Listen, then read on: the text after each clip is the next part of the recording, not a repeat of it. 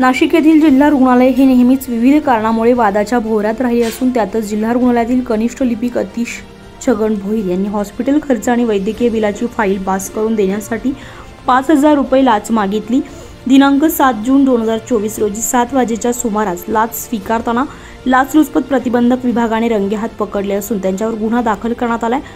तक्रारदारांनी त्यांच्या पत्नीचे सिझरिंग झालेली औषध उपचाराचे हॉस्पिटल खर्च 92,379 रुपयांचे वैद्यकीय बिल मिळण्यासाठी वैद्यकीय फाईल सामान्य रुग्णालय नाशिक येथे सादर केली असता आरोपी अतिश छगन भोईर कनिष्ठ लिपिक सामान्य रुग्णालय नाशिक यांनी वैद्यकीय बिलाची फाईल पुढील कारवाई करून लवकर आणून देण्यासाठी तक्रारदार यांच्याकडून एकूण बिलाचे 6% प्रमाणे 5,600 रुपयांच्या लाचेची मागणी करून तडजोडी अंती पंचायत समिती 5,000 रुपये मागणी करून सदर 5,000 रुपये लाचेची रक्कम दिनांक 7 जून 2024 रोजी 7 वाजेच्या सुमारास पंचसाक्षीदारांसमक्ष सामान्य रुग्णालय नाशिक येथील प्रशासकीय कार्यालयातील त्यांच्या कक्षात लाच स्वीकारताना लाचलुचपत प्रतिबंधक विभागाने रंगेहात पकडले असून यातील आरोपी भोईर यांच्यावर गुन्हा दाखल करण्यात आला आहे। ही कारवाई शर्मिष्ठा घारगे वालावलकर पोलीस अधीक्षक लाचलुचपत प्रतिबंधक विभाग, माधव रेड्डी अप्पर पोलीस अधीक्षक उत्पादन प्रतिबंधक विभाग, नरेंद्र पवार वाचक